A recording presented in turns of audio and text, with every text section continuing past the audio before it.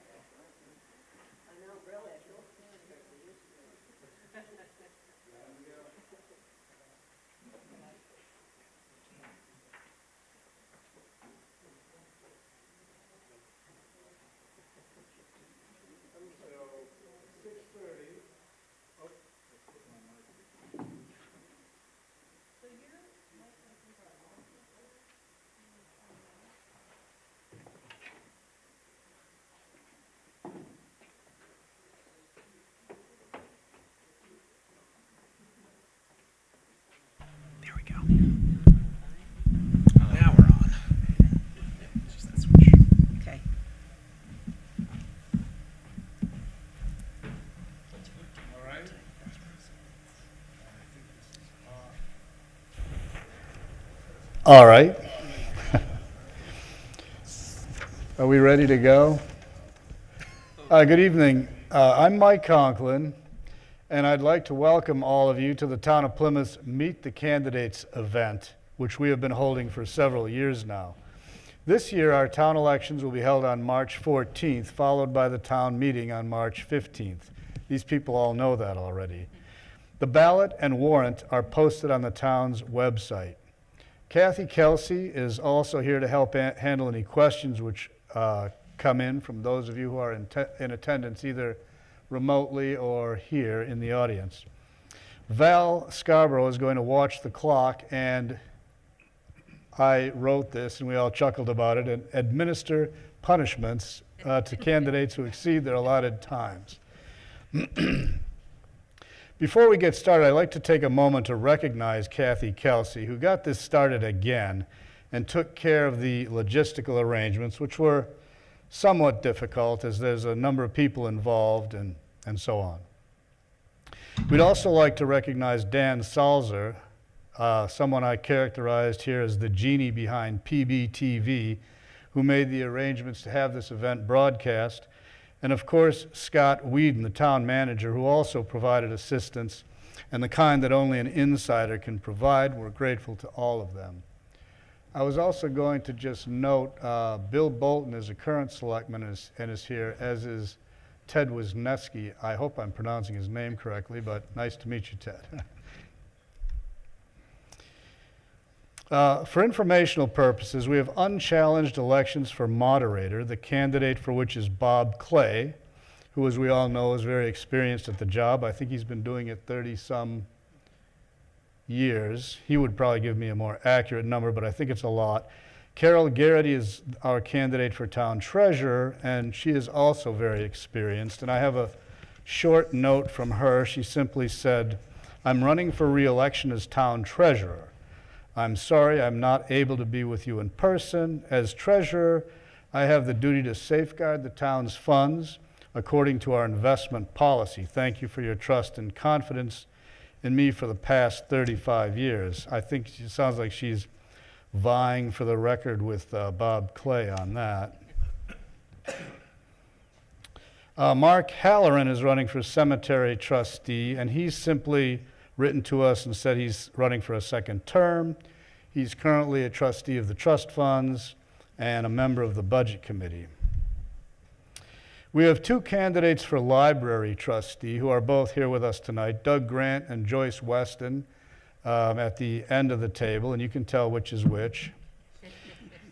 We also have three candidates for school board, Lisa Ash, Sam Gao, and Fran Gonzalez.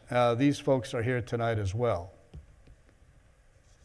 We also have three candidates for 2 3-year terms on the select board. The three candidates for these seats are Marianne Barnsley, I've got Philip Malik Hammond, but Philip Hammond and Zachary Tyrell.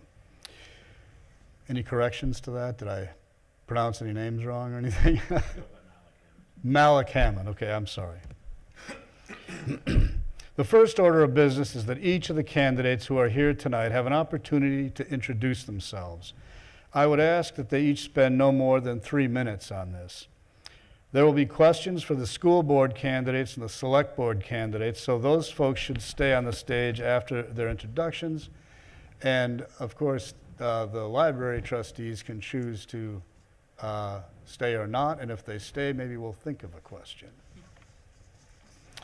I thought we would have our introductions by our library candidates, then school, then select board. So in that order and alphabetically, Doug Grant will be first. Yes. Oh, okay, yep. So I've got 3 folders. I've got the green folder up, you're in your time zone. If the yellow comes up, you've got 20 seconds left, and 30 seconds left, and when the red comes up, your time is up. And then what happens?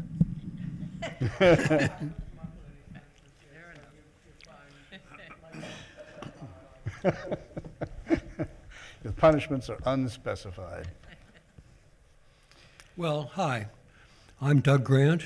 I've been a resident of New Hampshire for 40 years, and for Plymouth about 12.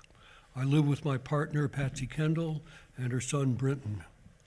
I've actually worked in libraries on 2 occasions, but I spent my entire professional life from 1965 on as a computer programmer.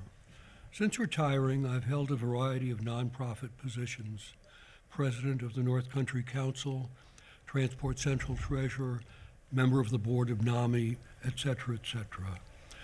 My goal as a library trustee is to support the library and the librarian.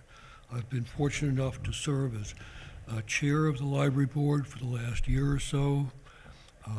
So I'm running for re-election. I think the library is a vital resource for the town of Plymouth. And Joyce? Thank you. Thanks for this opportunity to introduce myself. My name is Joyce Weston, and I'm a 19-year resident of the town of Plymouth. And I served as one of your representatives in the House in Concord for 2 terms. I've never been a library trustee, but I think I have the skill set that would make me a valued member. I grew up in Hollis, which has a little library just a touch larger than the one in Rumney, but it was one of my favorite places. And after college, I moved to New York, where I got a job in publishing and started designing books. That was 1972, and I did that until the year 2018. So I must say I've designed hundreds of books, some of which are surely in the Lamston Library, and I know precisely where those books are in the Pease Library. So I've always had a love of education and reading and literature, so the library, or any library, holds a special place for me. The one in Plymouth, I think, is particularly special. The community room serves as a foundation of the library, and I think the library serves as a foundation to our community. We all want a citizenship that is well-informed, and I'm proud that Plymouth is a town that really does support its library. We have a lot of towns right now in New Hampshire who are, where the populace seems to think that it's an irrelevant institution and maybe too expensive to uphold. And I'm particularly pleased that in Plymouth, the community has really supported this library. So I'm hoping that I can continue its preservation and make it a stronger and better place. Thank you. Thank you, Joyce. Lisa?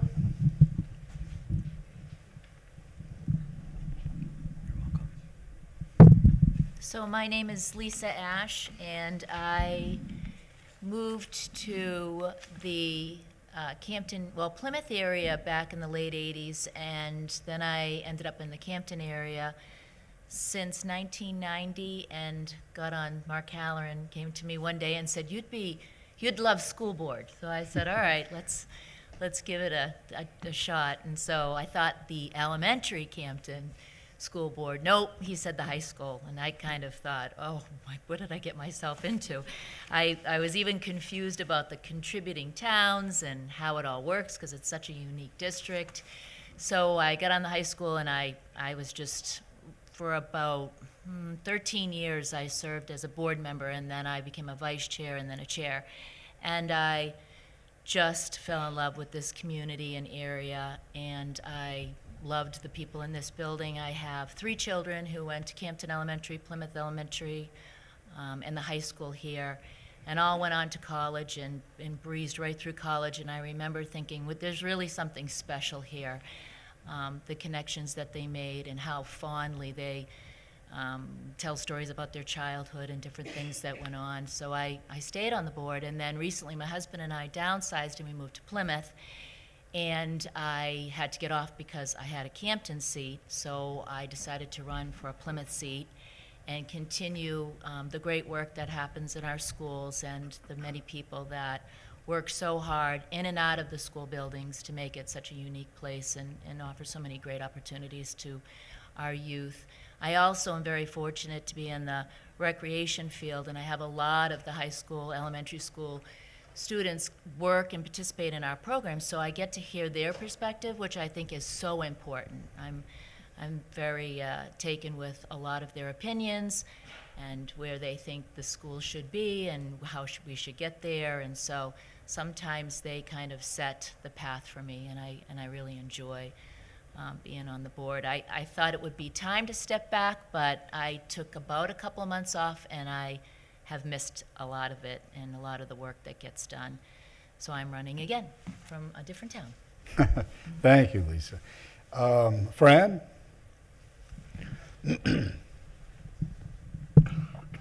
Hi, I'm Fran Gonsalves. I'm running for a second term for the Plymouth Elementary School Board. I've lived in Plymouth for over 40 years with my husband, and we've raised 3 children here who went to Plymouth Elementary School and the high school, and I feel that they've become very successful as adults, and they were given a great education here, and on the school board, I feel like it's my job to give back and to support the school. I am a retired teacher and school administrator. I did work in the SAU for over 30 years.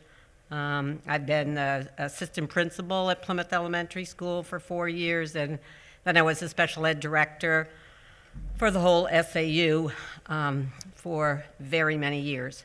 I've been on the board during COVID years, been participated in teacher contracts and support staff contracts, a lot of building updates and repairs, and the budget. So I feel like I've enjoyed the time. I've got to know a lot of people, and I feel like I still have a connection, even though I am not working. But as a volunteer, I feel like it's our job in the community to give back and to, as I said, support the school so others can have a great education also.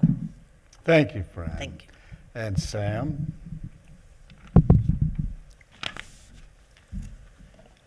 Good evening, everyone.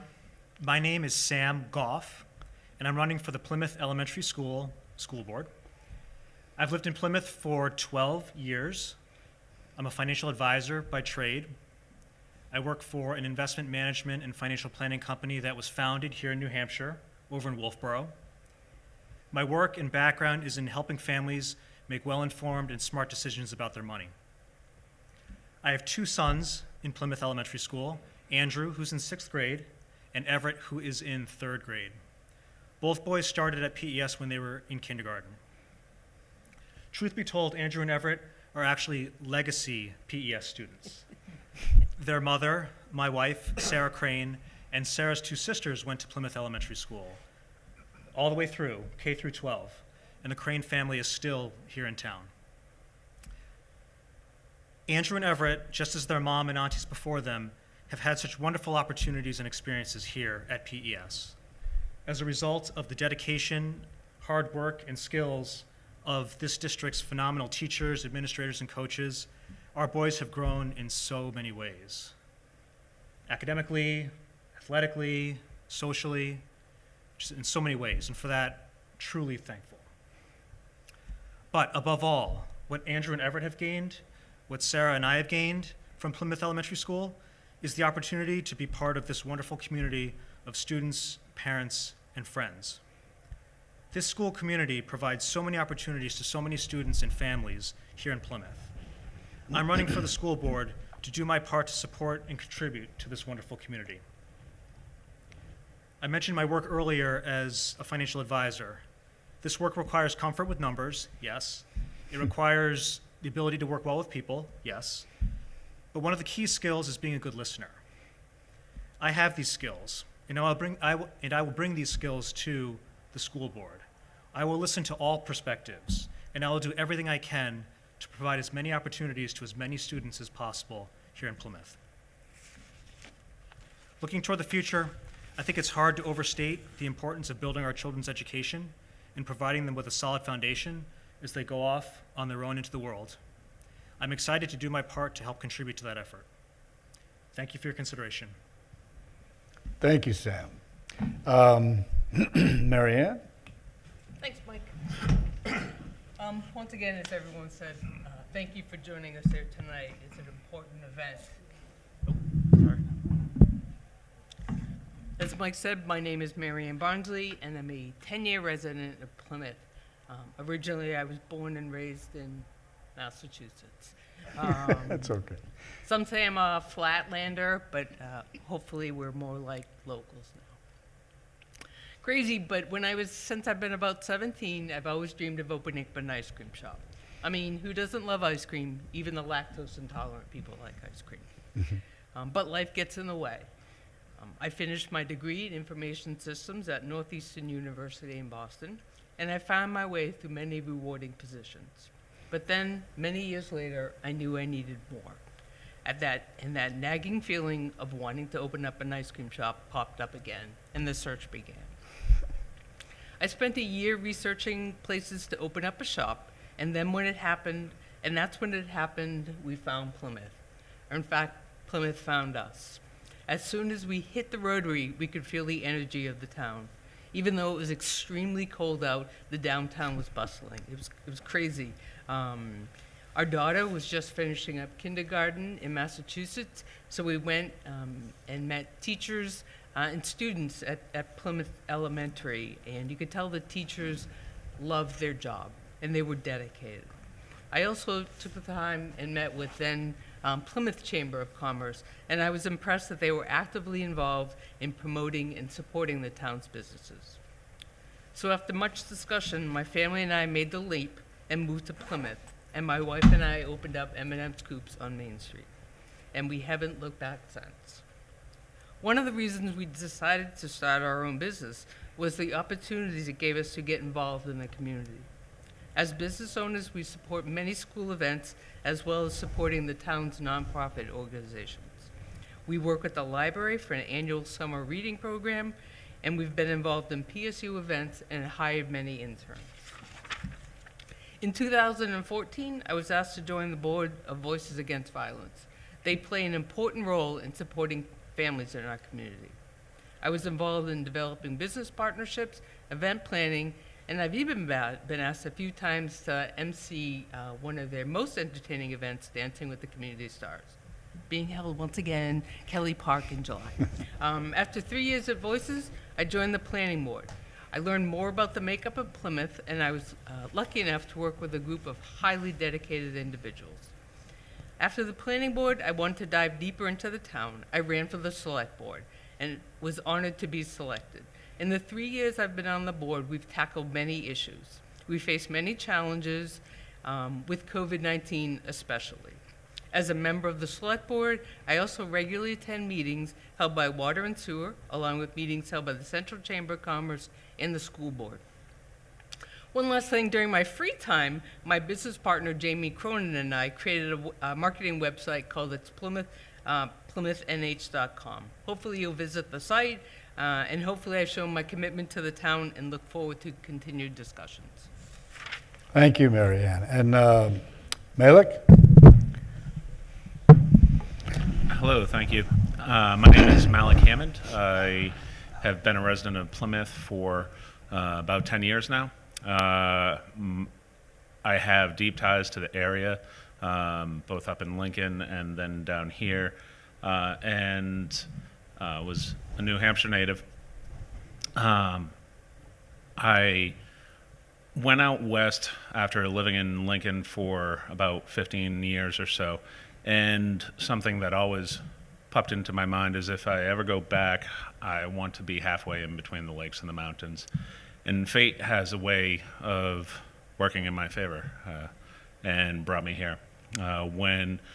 After meeting my wife, starting our family, and having our daughter born in Colorado, our son born in Seattle, Washington, we wanted to be closer to home, closer to family.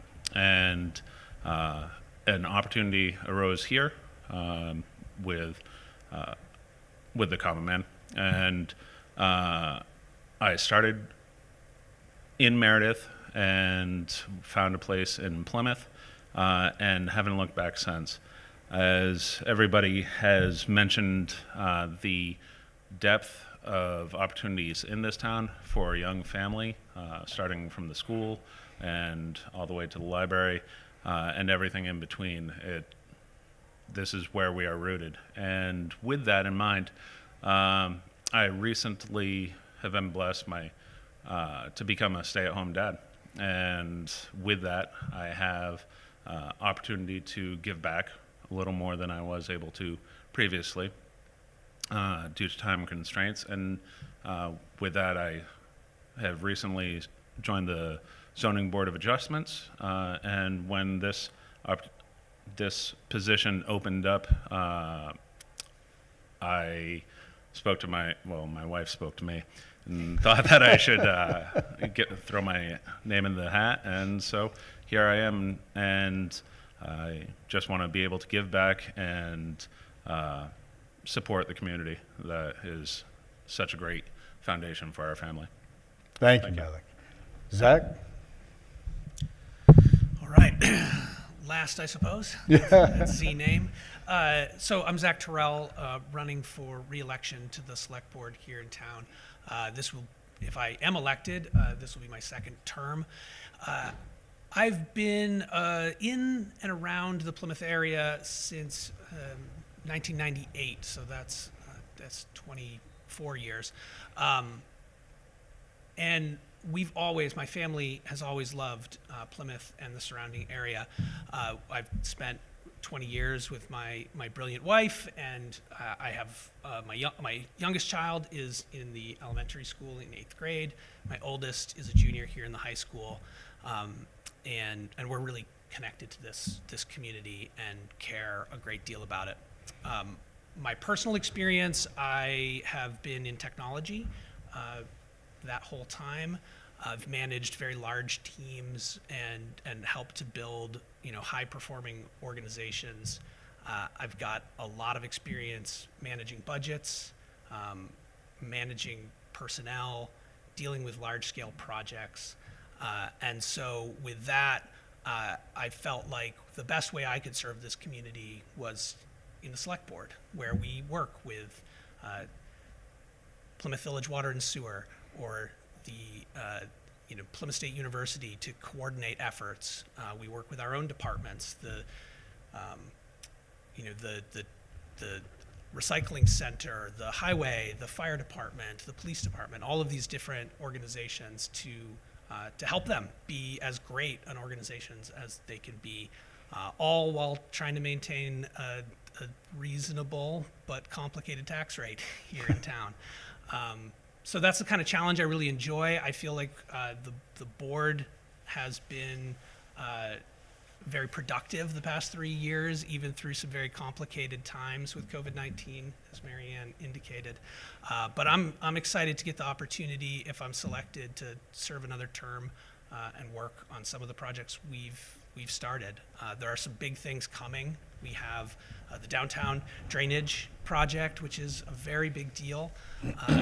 We have new equipment with our capital improvement plan that we've put in place that we need to purchase and get deployed, get the best prices for, and all these sorts of simple but complicated tasks that we have to accomplish as a board. So I hope that I'm selected, and thank you for this evening.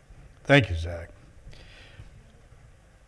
All right, well, with that, I'm going to ask each of the candidates, actually, I'm going to ask one question of all of the candidates to get things started. Remember, Val is going to be looking at about 2 minutes. I think maybe Joyce and Doug are going to leave us because there aren't questions for them that I'm aware of, and we've told them that They should leave. they are free to leave if they choose. I remember that Val is going to be looking at 2 minutes for answers, so watch the colored folders over there. And then following that question, we're planning to alternate between questions submitted by voters prior to this event, but I don't believe any were submitted. So we're either going to take questions from the people who are here, or lacking that, I've got a nice little list that we can go down. So I think the first question is just very simple, and that is, what qualifies you as a good candidate. And I think you've addressed that to some extent already, but maybe you could embellish it a bit and also tell us what training and experience you have that qualifies you for the position you seek. And maybe rather than go alphabetical, maybe we can just go from the other end to this end. That's simpler, and we don't have to move the microphones as much. So, Fran. Okay. I think I already stated it, that I've worked in the school system here in Plymouth for over 30 years. So I have a real working knowledge of the day-to-day happenings in the school. As the assistant principal, I gained a lot of knowledge about the behaviors, the curriculum, just so many things. So I just feel like I have that knowledge base.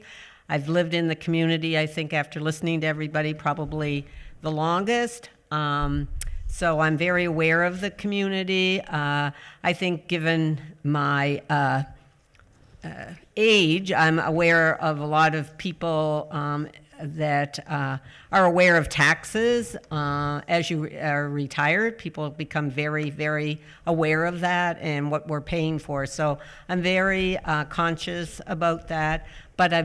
But first and foremost, I want to support the education and support the staff in what they're doing, because we have great staff at the school and they are so committed. And I know we just try to do everything we can on the board to support them.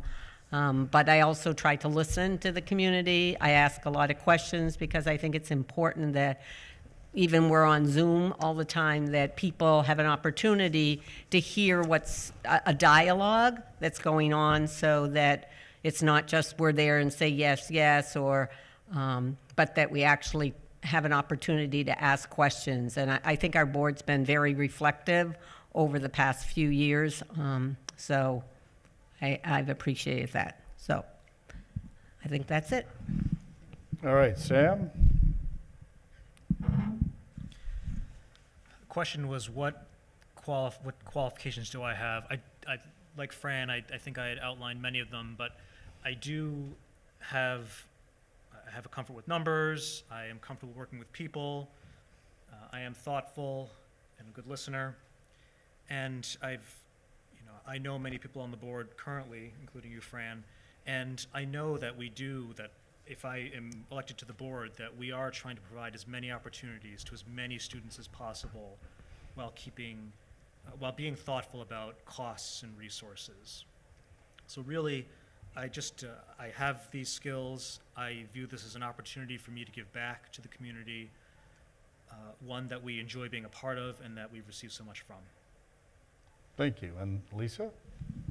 I think what I've been reminded of over and over again throughout the years is how important it is to work together and come in without an agenda and be really open to all sides. So I think that's been the most valuable experience I've had. And I've been lucky to be on a board that, they really all listen to each other. And it's not necessarily what each person thinks, but what we think as a unit. And that's been, I think, the biggest takeaway for me. And I enjoy that process so much. And quite often, your opinions change throughout a meeting. And I don't try to bring what my beliefs are to the table. I just try to be open to what's going to work for the school, or different agendas, policies, procedures, what's going to work, and what do we all think as a unit is going to work the best. And I think that's been the best part of being on the board for me. Wonderful. I think for me, like most of us here, I think we've all said it, the love of the town. It's crazy that this community has that sort of feel that has pulled us all in. I've been part of many boards and committees, organizations here, and loved every minute of it. I think it's having a business on Main Street allows me to interact with many members of the community. I find people are more comfortable coming up, asking questions, asking of us And being able to bring that back to the board, our town manager, and have discussions about that and what makes sense. Wonderful. And Zach? So beyond just serving on the select board, I've also served on a few different committees in my time. The planning board, the capital improvement planning committee, I was served as the liaison to the school board, both the elementary school and later the high school, then back to the elementary school, and the Lakes Region Planning Commission. So I've gotten some good experience with some of these other committees and groups that do work in town, which I think is really nice experience that I've gained.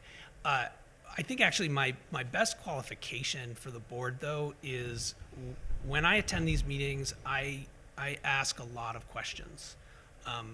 Sometimes more questions than people want to be asked, but I ask a lot of questions, and then the second part of that I think is really important is that I listen, and I try to learn from all of those dialogues to try to craft and form an opinion about how do we move forward, how do we do this thing, and really both trust in the experts we have in our Parks and Rec, our highway, all these different departments, but also sort of challenge maybe the way that they have always done things. You know, maybe there's a different way, maybe there's different funding, maybe creating a capital improvement plan was a better idea than just continuing to fund whatever was loudest. You know, I try to ask those questions, try to learn from those dialogues, and help us to collectively make good decisions.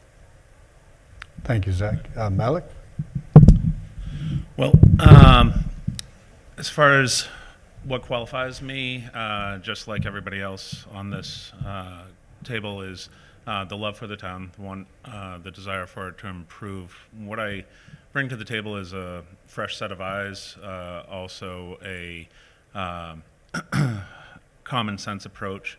And for instance, Zach was bringing up capital expenditures and going out to bid and things like that. And those are some of the key roles that I had at the Common Man for about 8 years, and instrumental in bringing down cost and bringing up profitability by about 20% in our first few years. So those large-scale purchases, whether you're talking about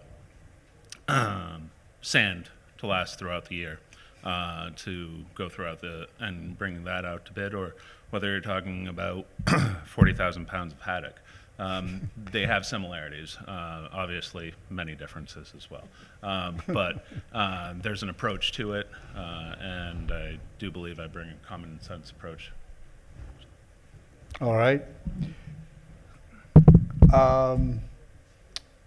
Do we have any questions from anyone here? Anybody that would like to ask either the candidates for the school board or the select board a question?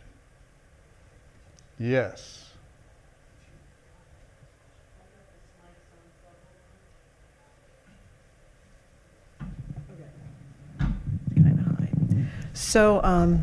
So Fred and I often take perambulations around our neighborhood, 3-some mile past Joyce's house and such, and we run into a lot of neighbors and chit chat. And I can tell you that one huge concern now is the budget and the escalating costs, both with school and town. And then there's all those additional amendments as well. And these neighbors of ours they've made me look at the budget too. They're actually looking at that budget online and looking at the numbers.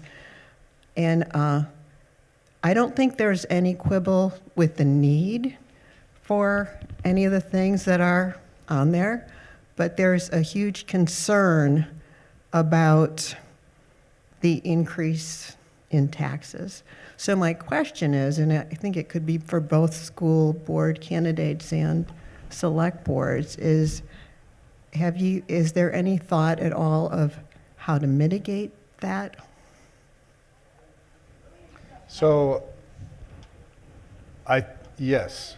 Should we do the same thing, go from one end to the other? And I think that question is appropriate obviously for the school and for the town. So maybe, if you'd like to address that. So we did have our hearing a few weeks ago, and if you look at the budget for the elementary school, most of the increases are based on the collective bargaining agreement that was made both with the teachers and with the support staff. So that was agreed upon, and it's a 4-year plan. And so at this point, we really have very little control over those increases because it's just built into the plan. So that really accounts for a lot of the increase at the elementary school. We've been able to use grant money and the COVID ESSER money for building repairs. So I think the school we've done a pretty good job of looking at all of those figures. So that's all I have to say about that part. Okay. Sam, did you want to address that? So I'm running for my first term on school board. I would say that I very much appreciate, I'm sensitive to and appreciate the concerns regarding taxes. I mean, they do keep going up. And I think it's just important for us all to listen to all sides and be thoughtful about the resources that we have and allocate them in a way that is equitable, and the way that is fair, and in a way that takes into account everyone's position. All right. Thank you, Sam. Lisa? I probably would echo all that Fran said in terms of the high school. And then to take it a step further, what the high schools tried to do is be fiscally responsible all year. So at the end of the year, we have money left over. And in the past, there's been a lot of, let's do this project, let's do that project. But the board has been really privy to what you're talking about and concerned, and we hear our constituents express that. So there's been, when I was on it a couple months ago, we really are pushing to return the money back to the taxpayers. And, I think it was a dishwasher this past year that we needed the dishes clean for the high school kids. So we squeezed something like that that's just so necessary in, and we said we're not going to do these other projects. So I think that's just to reiterate what Fran said and then bring it to the next step of, I probably will say in all the years I've been on the board, I've seen the most money given back recently, and I think that's pretty much what the board is trying so hard to do to help with the inflation and everything else. And now switching to the town, I guess, Marianne. Sure. As you're aware, obviously we're residents and feel the pinch as well. It's certainly been, I think it's on everyone's mind all the time, as it should be. So we too are very concerned about that. One of the things we're doing right now, as you know, we have a lot of nonprofit organizations in the town. One of the things we're trying to implement, Scott Whedon, our new town manager, is really in a lot of discussion with many of the nonprofits, something called a pilot program, which is payment in lieu of taxes.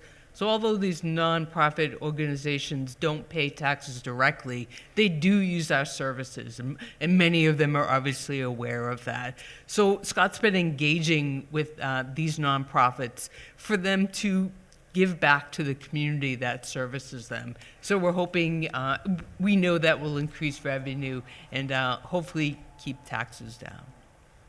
Thank you, Marianne. Yep. Zach? So definitely echoing everything Marianne just said, we worked a lot on nonprofits this year. It's a big focus for what we're trying to do. We have a lot of nonprofits in this town. It does add a lot of pressure to the budget. So that's one component, right? When we're talking about the budget, revenue is one thing you can do, is try to increase revenue in town. And the other is to control costs. And those are pretty much the controls you have. In terms of revenue, we also have continued to encourage some development. In the years that we've been here, Market Basket opened, that brought more revenue to this town. We're trying to encourage more houses to be developed. We're seeing that happen in this town. More builds, more people moving in. This is good for bringing in additional revenue. We are going to be renegotiating our deal, our life safety service agreement with Plymouth State this coming year. We had a 1-year extension, and then we'll do a new deal with them this coming year. So that's what we're doing on the revenue side. On the cost side, one big change we made this year was in conjunction with the planning board, we put together a capital improvement plan that plans out 6 years worth of capital expenditures. So again, instead of saying, you know, the loudest voice in the room is the police chief who needs a new cruiser, we said, okay, the police chief's gonna need cruisers pretty regularly. How do we plan that out over 6 years so that it doesn't, so we don't see these huge spikes for unplanned capital needs for, you know, a new roof or a new fire truck, because those are expensive. And with that, we also are looking at the infrastructure. You know, we've got crumbling roads and investing in and planning out which roads are gonna get replaced when. And so I think that's gonna be a big help. The other thing that we did very practically this year is, if you look at the warrant, we did separate out a lot of the costs. So if you're uncomfortable with adding another firefighter, you can voice that at the polls. We didn't just put in another firefighter into the baseline budget. We controlled the baseline budget, and we said, here are some other things we think the town needs. You know, make your voice heard. I think we should have another firefighter, but you do get to make that call. Wonderful. Thank you. Malik? Similar to Sam, I am running, so I haven't been as quite involved with the planning of the budget. I did look it over. Being a resident, as everybody here is, I definitely am very sensitive to tax increases. In discussions with some friends, when they found that I was running, something, and he lives outside of the boundaries of Plymouth, so his taxes are great. He admitted, though, that the residents here do have too much responsibility put on their shoulders, and through other discussions in the past few weeks, definitely the nonprofits and getting them to being more involved and giving back to the community is something that's been echoed through many of the conversations that I've had, and it's great to hear, and Scott's work has been brought up, so thank you for that. And I guess to answer your question, going through it, controlling costs where you can, and finding more revenue when you can, as Zach mentioned, and supporting Scott and making those nonprofits be good neighbors and put in where they are benefiting from. So, Thank you, Malik. Do we have any other questions from the group here, or anything that's been submitted on our, or shall I just forge ahead with my own? Kathy, did you want to? Oh, I'm sorry, yeah. Please do. I'll Yes, give sir. everybody a nice softball. Yeah. So, you know, as candidates, there are things that you want to accomplish if you're elected. So for you, what are the defining things that you would like to be known for if you're elected? I'm just thinking let's go the other way this time, not to overburden Malik, but that's fine. That was a great let's softball. just I'll take it. So for me, I want to maintain the level of our schools, all the opportunities that our children are given. I have 3 children in the school system, and so that is definitely strong for me. But I definitely would like to see some reins being put on the taxes through innovative means, and also I would like to see infrastructure. The crumbling roads, another conversation was about driving down Main Street without getting needing a new set of struts. Any of the roads that we frequent, you'll see how bad some of them are. And even though it's not in the town's purview quite 100% is the water and sewer district as well. Even if it's not in the purview, still working and finding a solution to aged and outdated infrastructure. So those two things really, I think that the amenities that we have, bringing more people in, we are the gateway to the White Mountains, we are the cultural center of northern New Hampshire, but we need to have infrastructure that supports those titles and those realities, both in roads and in other works. Wonderful, thank you. Zach? One thing that I've learned over the past 3 years is a lot of the things that we do echo into many years in the future. Things like a capital improvement plan have not as much an impact in the year that you put it in place, but in the 3, 5, 6 years after. The same is true with staffing and organization. So the two things I'm most excited about is operating in this role with a capital improvement plan. Operating in this role with a road improvement plan, which we've got now, a drainage, a sidewalk plan. We've established these plans. We also have what has been nothing but the most wonderful hire we could have made in a town manager in Scott Whedon. And I'm really excited to see, as a board, what can we empower him to do.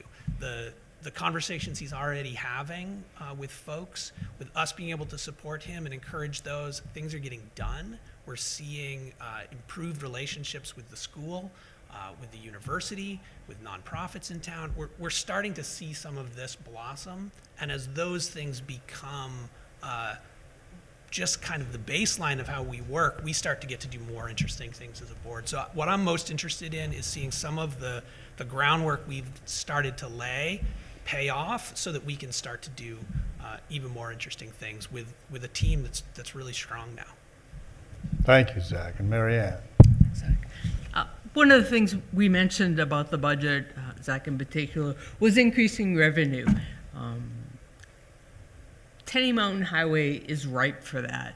The thing is, it is all in the planning. How do we want to see Tenny Mountain? How does it meet the requirements with the planning board, things like that? For me, the way I see it, once again, it's ripe for it.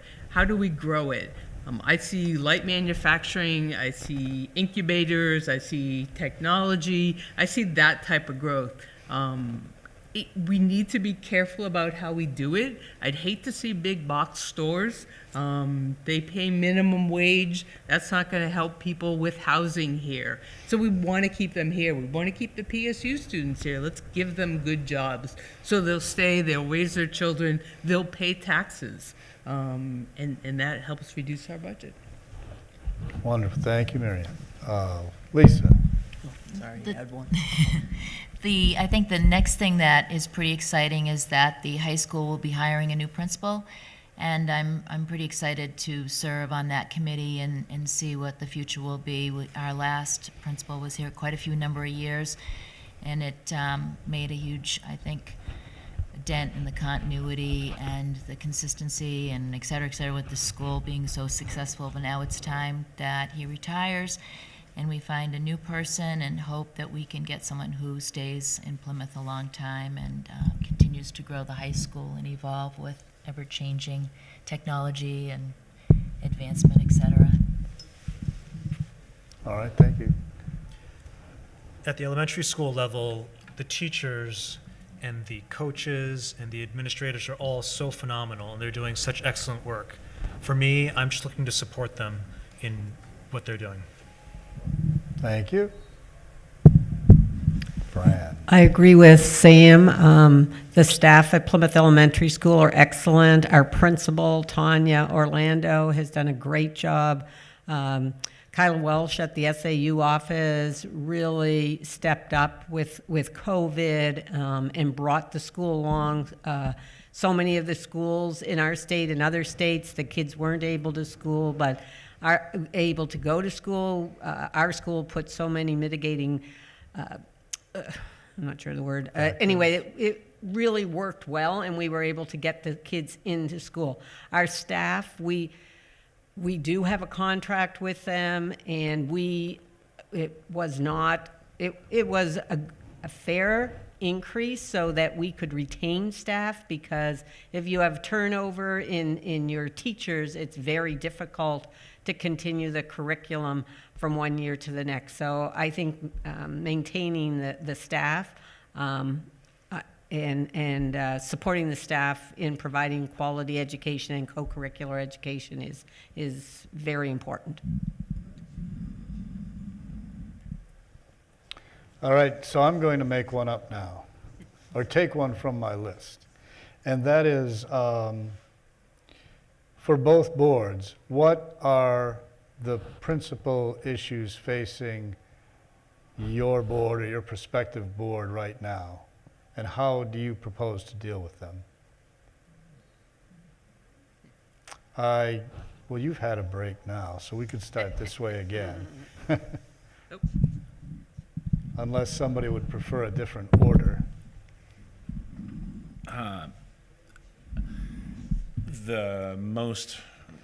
Repeat the question?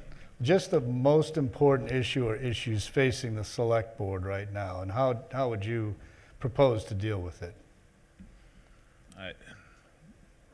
Quite honestly, I think I'd answer the same way that I just did. It's really the taxes, the budget, and the infrastructure improvements that we have.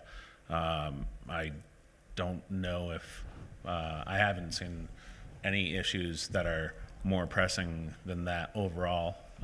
There's definitely an interesting set of circumstances up on the Hilts. The subdivision? The subdivision, but that's somewhat contained for the overall community. How that will affect things moving forward with infrastructure and how that's resolved, I'm definitely interested in seeing and would love to be a part of. But that is definitely a brew pot. So going back to taxes and infrastructure, I think finding ways to bring in the nonprofits, and that has already been started, supporting that, working to make sure that happens, and incentivizing that to happen. And then, as Marianne mentioned, developing Tenny Mountain and how we go about that. It is great that Market Basket has come on. However, how has that affected the tax burden? Still seeing increases. So how can we mitigate those? And while we mitigate the tax burdens, still bring in opportunities to improve the infrastructure. Also, similarly, all right, Zach. I don't want to get hit. Get in trouble. Val will come right up here. I think everybody's going to say the tax rate, right? I think it's a challenge. We've got lots of infrastructure work to do. We've got rising costs. We've got inflation. The budget's complicated. It's a big part of what the select board does. I don't think we get away with ignoring that particular issue, but we're working on it. I'm just going to take the moment to call out a different issue that's maybe a pet issue of mine that I'm hoping we get a chance to work on this year, and that's and I'm not sure how many people are familiar with it, but that's Pirate Party. And for people who don't know, this is an unsanctioned street party that's thrown by students that gets pretty out of hand, and it costs this town a lot of money. And it's a high-risk event that's happening. And I think it's going to be a big deal to see if, in working with the university, in working with law enforcement, in working with some of the people behind the scenes who start this public nuisance, if maybe we can get it under control this year. Maybe we can, if we can just make it shrink this year, maybe that would be an accomplishment. But if you're not familiar with that particular challenge in this town, it's a unique one, and I think it's going to be really interesting for the board to try to, see if we can turn that particular issue around. In addition to all of the taxes and infrastructure. Thank you, Zach. Yeah, clearly All right, Mary. the thunder has been stolen with the taxes. As I spoke of earlier, increasing revenue would be something I'd like us to start going down that path. We are looking at starting an economic development committee. We're working with PSU to be one of their cluster projects, and that's where this economic development, we've tried to start it. We've had some setback, but I think we're in the right path now, and I look forward to joining that group. Wonderful, thank you. And I think with the change of administration coming down the road, I think for me it'll be supporting those hardworking individuals in this building that work tireless hours. I'm fortunate to be on the campus here to see what goes on at the elementary school and what goes on in this high school, and teachers, faculty, they're arriving at 5 in the morning, leaving the buildings late at night, bringing a lot of work home, and we appreciate you, and we want to make your life easier and support you any way we can. So I think in trying to replace principal here, with the change of administration, trying to support them as best we can, and while appreciating all their hard work and countless hours.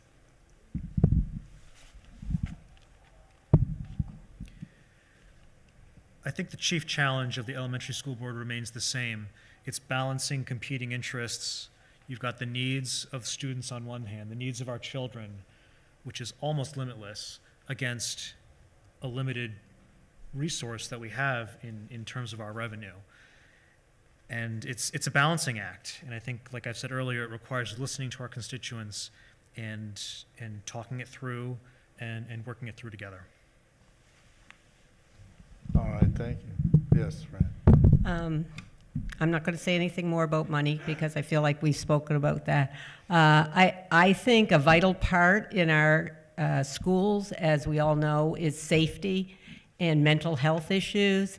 And as a board, even though we're not directly involved in that, I think we need to be very aware of the changing culture and the impact of technology, marketing, social media for the students. And I want to be able to be aware of that and to be able to support the staff and the administration in helping them keeping our kids safe. Wonderful, thank you. I don't mean to be hogging the microphone here. If anybody has a question they'd like to ask, otherwise you're going to be stuck with mine again. Seeing none. I have one here which is probably more directed toward the select board candidates, and that is, do you feel that the Main Street, the business area on Main Street is healthy? And what do you think the town could do to improve it, make it better? Oh, let's start, we'll start with Marianne. She's got some ideas here, and she can start us off, and we'll be Sure, it is a reversing little course. unfair, as I am on Main Street. Well, Just a few different things. The businesses have gotten together to figure out ways that we can work more cohesively to better the town. One of them was a marketing. The other one was town beautification. What can we do to help beautify the town? You'll see some activity going on the Rotary, which is great to see. What do we want? More flower boxes. We're looking at trees and how to better utilize better trees. To be honest, the Main Street project that's coming down the pike will hurt us a lot. There's just no way around it. It needs to be done. We're all a little bit scared of that, but it has to be done for our community. So we would look to the community to help support us through this very trying time. Can I just? Sure. When is that going to be done? So that's the question of the day. Okay. Yeah, that is the question of the day. My guess, and it's just a guess, would be sometime, I don't know the ins and outs of weather and whether that plays, how much that plays into it. I'm assuming you can't do much work between November and February, March timeframe. So my guess is springtime of next year when it will really start. There are lots of moving parts to such a large project. And trying to take in everything into consideration, including hitting the budget. That's obviously, but we don't want to lose the funding as well. We don't want to be caught by surprise. Our aging infrastructure, there are pipes that are 100 years old, and we won't know until we know once we start digging up. So it is a very complicated project, but I'm going to guess springtime. All right, thank you. And I didn't mean to, Put me on the spot.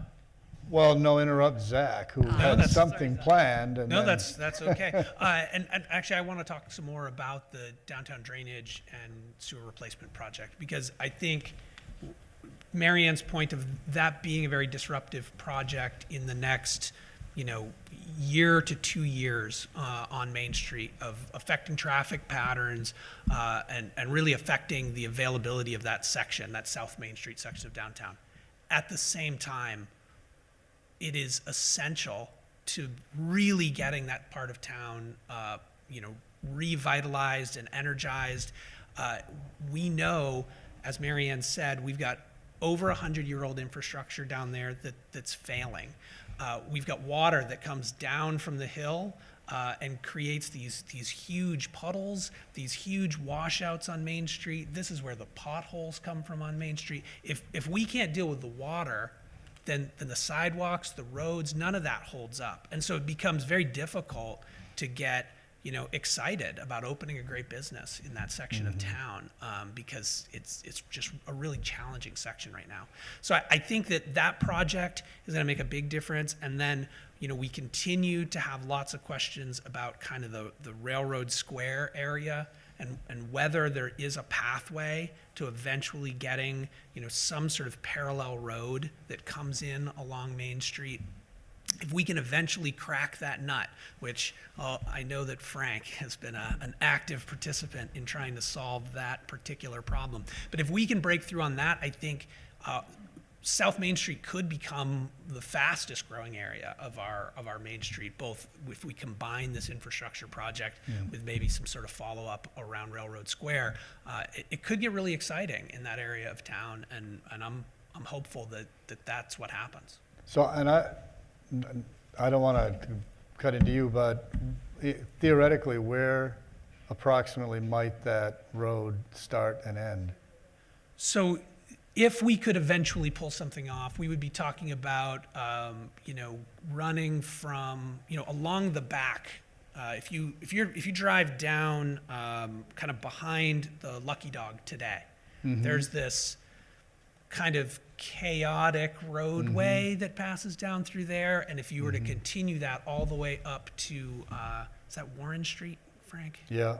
Yeah, all the way up to Warren Street. That's an area, and that could go all the way, behind the senior center, all the way back to, kind of where Court Street is, or Green Street. And that's a really interesting area. I think that, we're not making new land. Right. And our downtown is very constrained with the river on one side, the university on the other, the steep hills. It's a complicated area, but if we could get that second road, suddenly we'd have a whole new area that could see some really interesting development. Wonderful, thank you. Malik? Well, I feel like I'm late to the party with this answer because I'm just echoing.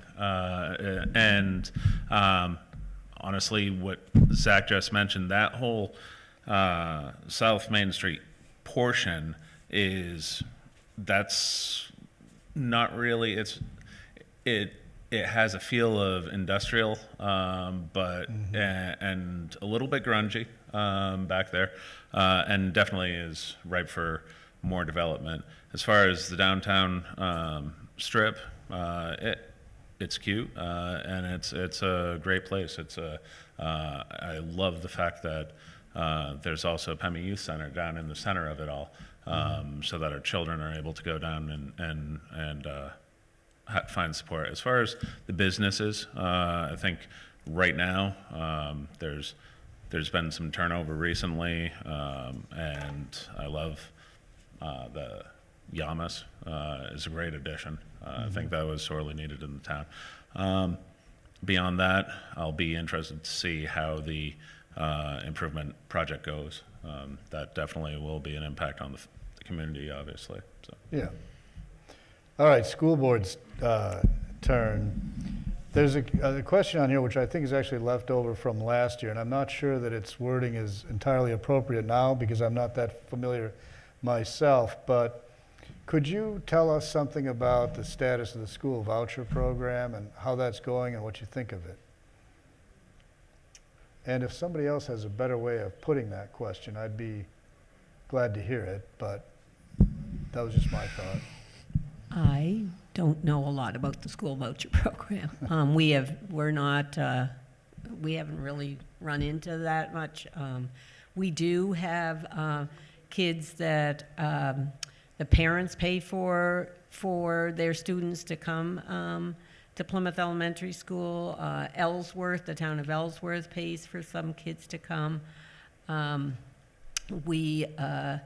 They did bring that up at last school board meeting. I think was the first time that it really got brought up, and Kyla, we're just kind of waiting to be informed about where that goes. So I'm sorry, I can't really offer anything So your else. view is it hasn't really impacted our school very much. We don't have a lot of people taking their kids out, getting vouchers and homeschooling or sending to charter schools or some such Well, thing. we have the charter school, Yeah. and Plymouth Elementary School has to pay for the special needs children who go there who are from Plymouth. It's part of the law that we have to do that, but I think we've sort of adjusted, the school's adjusted to the charter school and the numbers, so, but as far as the new state regulations or things that are happening with vouchers, I'm just not that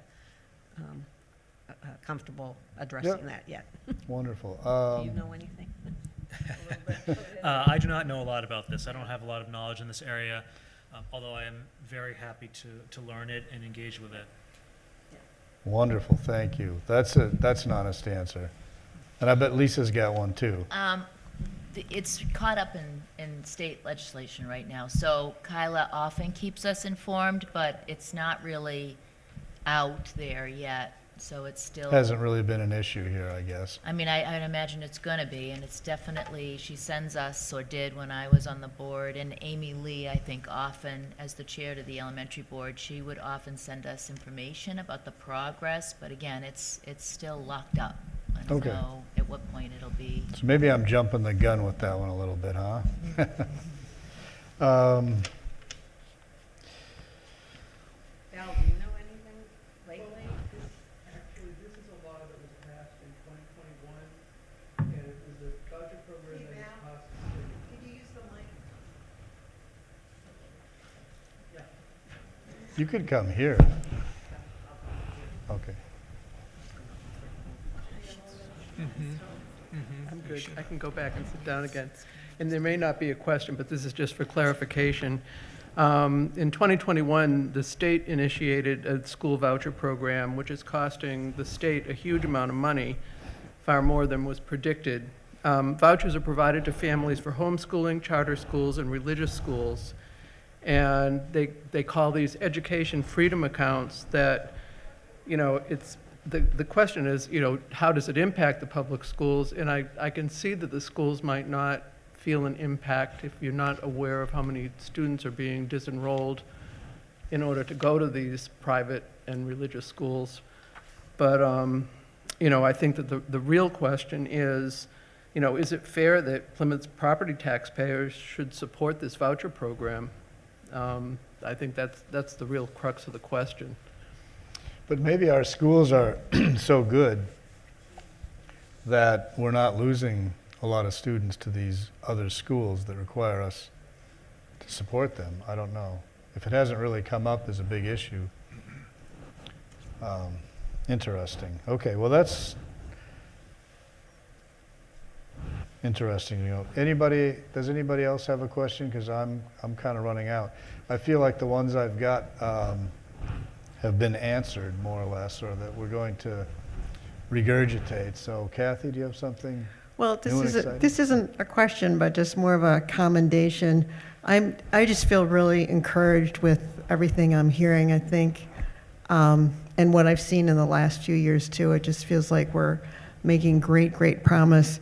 I'm disappointed that more people aren't here to hear you, but at the same time, I think the last time we were at the high school here for a candidates night was maybe 5 years ago, and there were a lot of people, and there were a lot of people because they were so unhappy. So, so I'm feeling like maybe this is a good thing, and just want to thank you for those of you that have been on the board. I know it's a huge time commitment, and those of you that are thinking about it, it's a huge time commitment if you get in. So I'm just very grateful. I think we live in an amazing town. During COVID, we had an opportunity to go to some other New England towns that were almost ghost towns because it hurt them so much. And we're just vibrant. So very grateful. Thank you. And I was thinking the same thing. Maybe it's something of a compliment to our government that we don't have 100 people here asking questions about it. But yes, sir, did you have a question or a comment? I do, and I apologize if this was asked earlier. I was late to the party. It's okay. My question would be for the school board, people running for school board. What is your thoughts and positions on the divisive issues bill that was passed last year in the New Hampshire legislature? Well, Thank what you. is that? My question goes to the school board. Those running for school board is I want to know what their stance is and on the divisive issues concept that was passed in the New Hampshire legislature bill last year. Well, I have to admit, I don't know what the divisive issues concept is. So if somebody, maybe one of you can help us understand, or maybe... I'm not aware of this, but again, I'm newer, but again, I'd love to hear more about it and develop my opinion on it. So for those who aren't familiar, the divisive issues concept is the bill that was passed in the New Hampshire legislature meant to basically take CRT, critical race theory, out of schools. It wasn't called critical race theory directly, but it was basically the language of the bill was designed to suppress teaching on what the state called divisive concepts. I see. Okay, I understand now. I hadn't heard that, but so the question is about, I think probably maybe the question is, how do you feel about the legislature perhaps seeking to ban or somehow restrict the teaching of divisive issues, especially around subjects such as race, I think is kind of the question, right? Yeah. Well, can somebody like to address that? I think for me, I know that school boards in many parts of the country can become quite politicized. And I think for me, understanding it may not always be possible, but for me, I would try to keep politics out as much as I can, and just try to do what I think would be best for the students, and what the group thinks is best for the students. Fran, did you have a thought on that? It really, I know you attend a lot of the board meetings, and it was, there again, that was something that was brought up at one point, but it didn't seem to be a huge issue in our school that I was made aware of. So I don't know at the high school. I think some of that was more in the curriculum in the high school than it was in the elementary, but. Lisa, did you have any comment on it?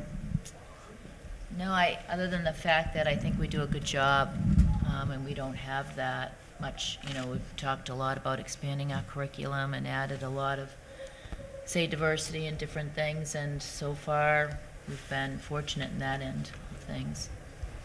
I think part of the thing we see on TV, I'll get to you in a second, is that these kind of wild school board meetings where people are getting up and screaming and hollering about, you know, their kids being taught critical race theory or some other concept that they don't approve of. And my sense is that we don't really have that level of controversy or, you know, kind of the confrontations that you see on TV sometimes here. But is that true, do you think? I would agree. Yeah. Yes, ma'am. Hi there. I just wanted to follow up on Jason's Yes. question around divisive issues, because it covers more than just CRT. It also covers, it's sort of New Hampshire's Don't Say Gay bill. And so maybe you're not seeing it because you haven't had these conversations, but I'm definitely seeing it with the teachers and the principals as they struggle to support LGBTQ and non-white students in the school because they are limited on what they can say, and they can lose their license if they don't address it properly. So maybe the school board isn't seeing it, but I as a parent am definitely seeing struggles with the teachers and the children around this bill. And so it might be worth having more conversations with your teachers and principals about it, because it's definitely an issue. There's definitely conversations and struggles going on, and it might not look like we're fighting, but there are a lot of people hurting. So I think what you're saying is that behind the scenes, these Yes. issues do exist here. They do very much. But they may not have reached the level of the school board, for example. Right, so if anybody running for school board, I would very much encourage you to start asking some of those questions. It's fair enough. Thank you.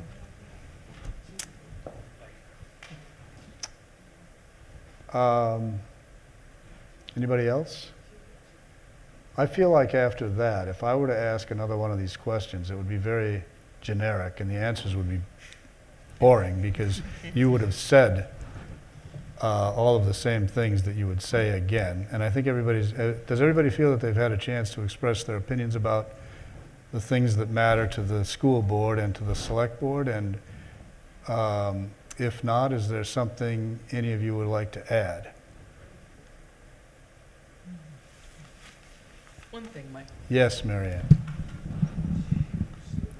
I think it's obvious, and if you're listening at home, voting this year will be extremely important, as well as attending town meeting. We have over 30 warrants. We have quite a number of warrants. As Zach said, we've put out there, you know, hiring a firefighter or a dispatcher for the police department. These are important decisions that will obviously impact everybody here. So just encouraging to vote this year.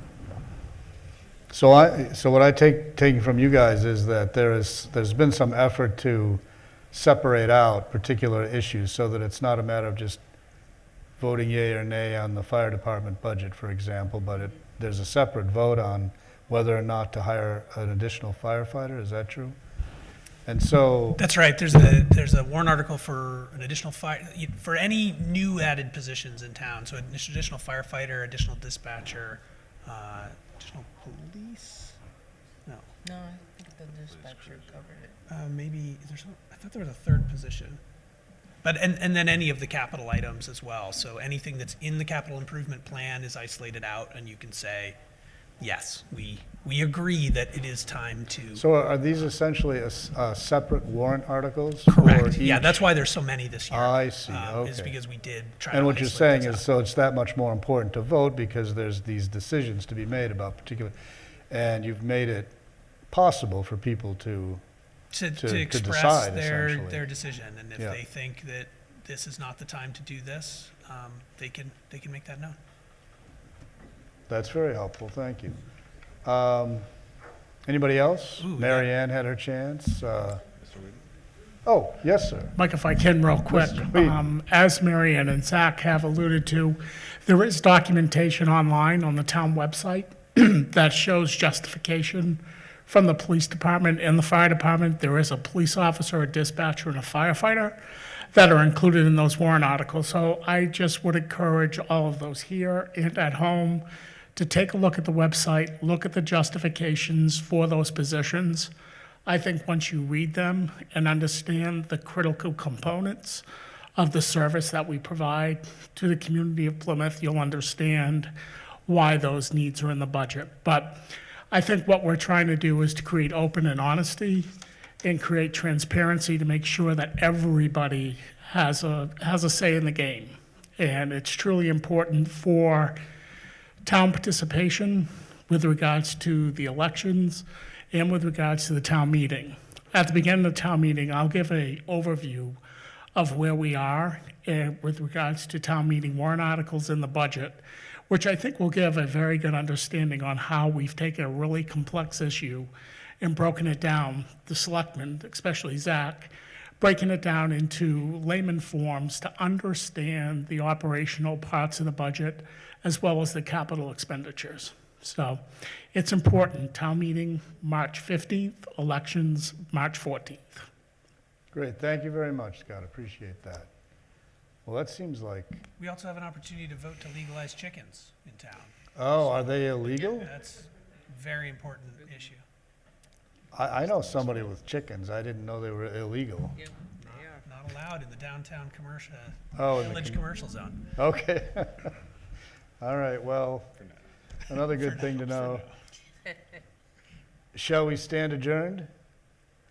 So thank you all very much. We really appreciate your participation and your willingness to serve the town.